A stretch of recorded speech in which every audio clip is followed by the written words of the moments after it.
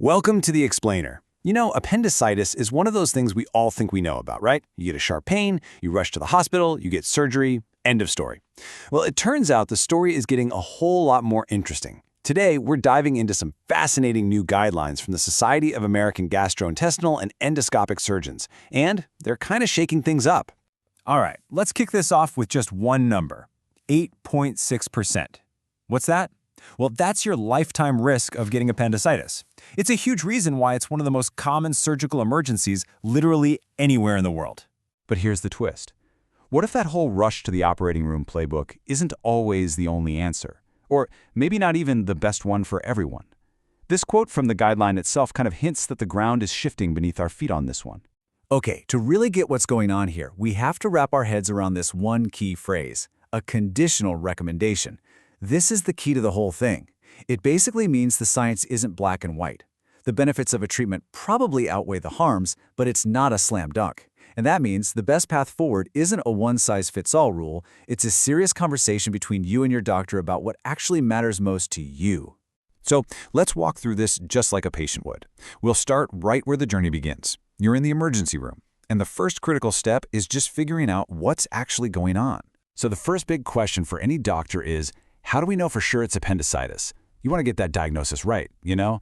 But you also don't want to cause crazy delays or expose someone to risks from the testing itself. It's a balancing act. Now, the guidelines point out a few options. An ultrasound? Yeah, that's a perfectly reasonable place to start. It's cheap, there's no radiation, great. But it's not always a sure thing. For a really definitive answer, you're looking at CT and MRI scans. They're kind of the heavy hitters. But of course, they come with their own trade-offs, like the radiation from a CT scan, so not a simple choice. Okay, so once that diagnosis is confirmed, you hit the biggest fork in the road, and the path you take really depends on a crucial distinction. Is the appendicitis uncomplicated, which is, a pretty straightforward inflammation, or is it complicated, where things have gotten worse? Maybe there's a pocket of pus called an abscess, or the appendix is even ruptured. All right, let's tackle the straightforward, uncomplicated cases first.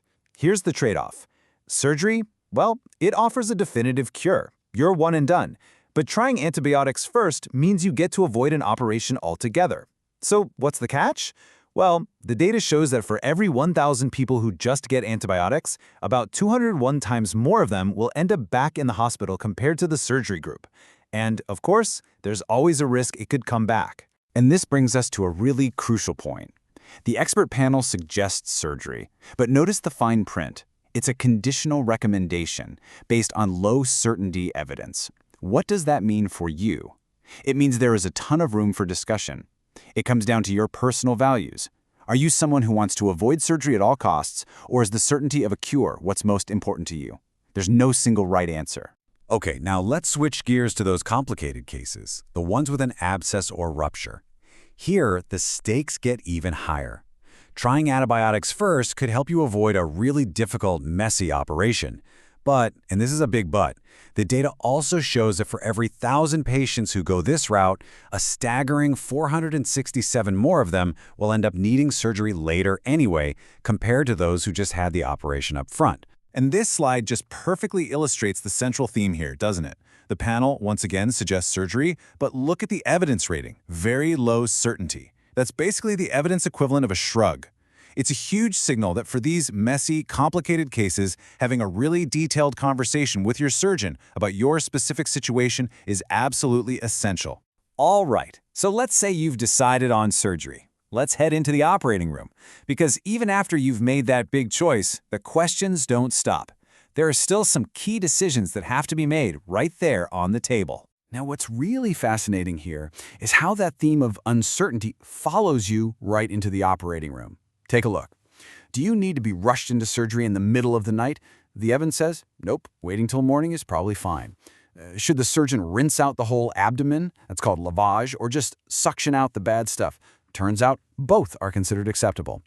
As you can see, for a lot of these really common day-to-day questions, the evidence is very low. It just goes to show there often isn't one single best way to do things. Finally, let's talk about what happens after the dust settles, especially for that group of people who had a complicated case and were treated with just antibiotics. Turns out, their journey might not be over yet. This leads to a really critical follow-up question.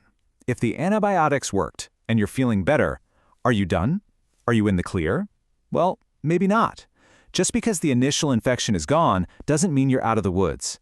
There's another pretty serious factor to consider. 14%. Let that sink in for a second. That is the rate of neoplasms. We're talking tumors that were found in the appendices of adult patients who had them removed after their complicated appendicitis was first treated without surgery. It's a sobering thought, right? What looked like a simple infection could actually be masking something much more serious. And because of that risk, especially for adults over 40, the panel suggests coming back later for a planned surgery to remove the appendix. It's called an interval appendectomy. The whole point is to get a definitive diagnosis and make absolutely sure nothing dangerous was missed the first time around. So after all that, what's the big takeaway for you? Well, the main thing is that managing appendicitis is way more nuanced than we used to think. Yeah, surgery is still the standard treatment, but it's not the only valid path anymore. That word conditional is everything. It means your personal priorities are a huge part of the equation. And for most cases, there's no need to panic and rush into surgery overnight. And that brings us to our final thought. This explainer isn't about giving you medical advice, of course. It's about pulling back the curtain on the evidence, or in many cases, the lack of strong evidence. So, knowing that so much of this is uncertain, what would matter most to you in that moment? Would you prioritize avoiding surgery no matter what? Or is the peace of mind that comes with a definitive cure more important? The goal here is to empower you to have a better, more informed conversation with your doctor when it really counts.